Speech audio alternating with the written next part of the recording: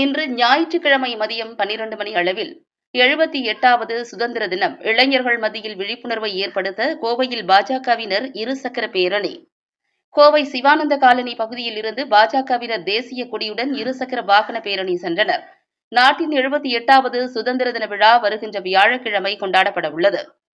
வீடுகள் தோறும் தேசிய கொடியை ஏற்றுவது, வாகன பேரணி போன்ற பல்வேறு விதமாக இளைஞர்கள் மத்தியில் விழிப்புணர்வு ஏற்படுத்தும் விதமாக அரசு, அரசியல் கட்சியினர், தனியார் அமைப்புகள், பொதுமக்கள் என பல்வேறு இடங்களில் நிகழ்ச்சிகளை ஏற்பாடு செய்து விழிப்புணர்வை ஏற்படுத்தி வருகின்றனர்.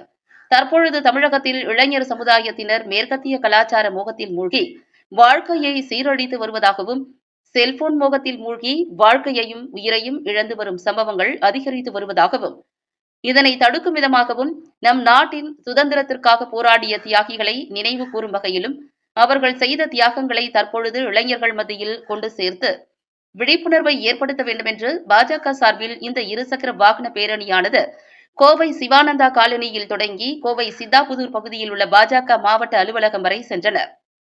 இந்த வாகன பேரணியில் நூற்றுக்கணக்கான காவலர்கள் பாதுகாப்பு பணியினை மேற்கொண்டனர்.